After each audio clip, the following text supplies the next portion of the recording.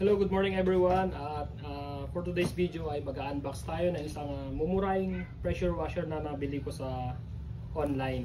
So, tara, tignan natin.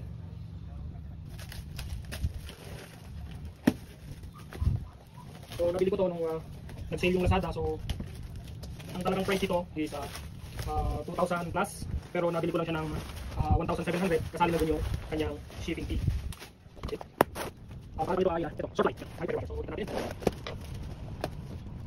Ito, kita yung logo. Bale yan siya guys. Very secured naman yung pagkaka-packaging niya. At ito na siya. Meron siyang lalagyanan ng sabon. Siyempre yung manual niya, mamaya na yan. Ito naman yung hose. Ito yung pressure gun. So anong tawag dito? Yan. Okay, another hose. Ito, ay yung connector siguro to. Saka meron siyang strainer. At ito na yung mismong makina. Oh, mabigat siya. Sabi muna natin to. Ito siya guys. Kita nyo ba? So ito yung makina niya. I believe ito yung kanyang water pump.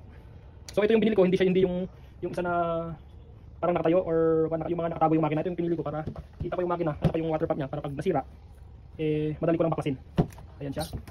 Mukha naman siyang matibay guys. So tingnan lang natin sa testing natin mamaya. Ito na nga siya guys. Napakaganda, hindi siya mukhang mumurahin. Diba? So, try natin. So, naisaksak ko na. So, i-on natin. Okay. On siya.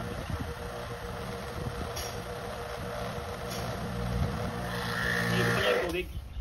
Ayan. So, nakapagkarga na siya. Wow.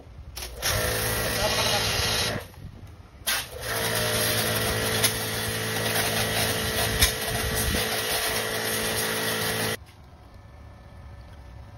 Napakalakas niya.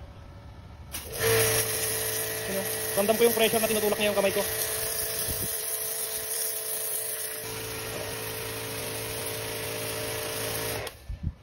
Yan.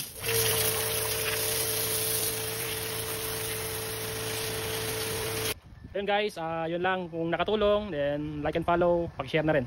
Thank you. Bye-bye.